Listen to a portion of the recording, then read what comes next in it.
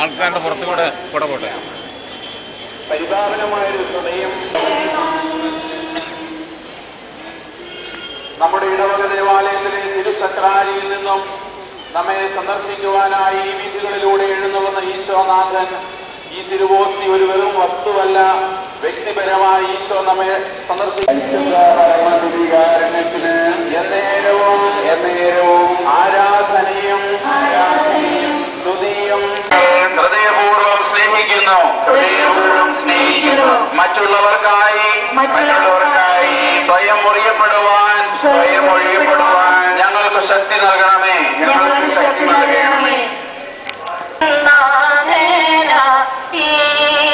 ദൈവനാഥന് നമുക്ക് നന്ദി പറയാം.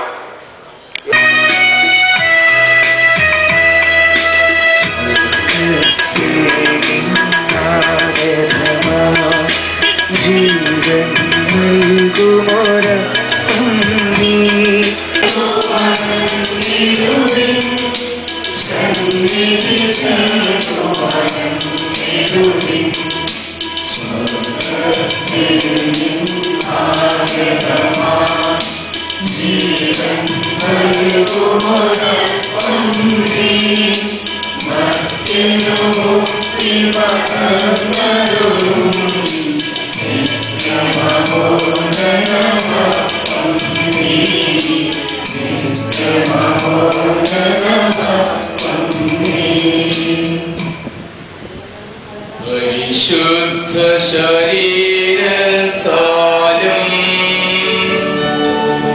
വിലയേറിയ രക്തത്താലും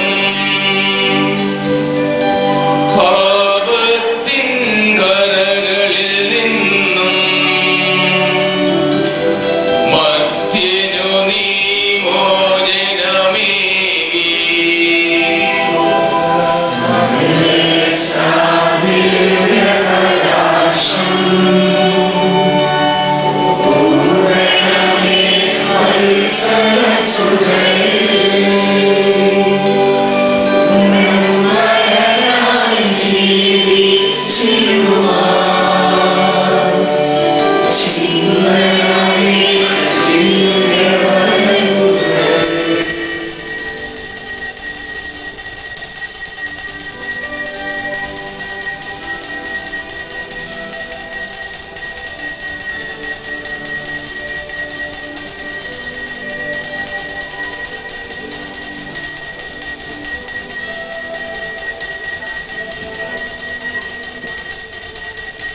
പരിശുദ്ധ പരമദിവ്യകാരുണ്യത്തിന്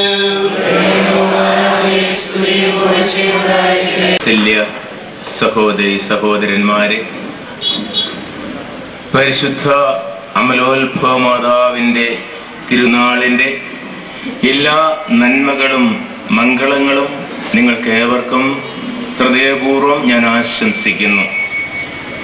പാപരഹിതയായി ജനിച്ച പരിശുദ്ധ അമ്മയുടെ ജീവിതം നമ്മുടെ മുമ്പിൽ വയ്ക്കുന്ന വിശുദ്ധിയുടെ വഴിത്താരയിലേക്ക് നടന്നെടുക്കുവാൻ ഈ തിരുനാൾ ആഘോഷങ്ങൾ നമുക്ക് ഏവർക്കും സഹായകമാകട്ടെ എന്ന് പ്രത്യേകമായിട്ട് പ്രാർത്ഥിക്കുന്നു.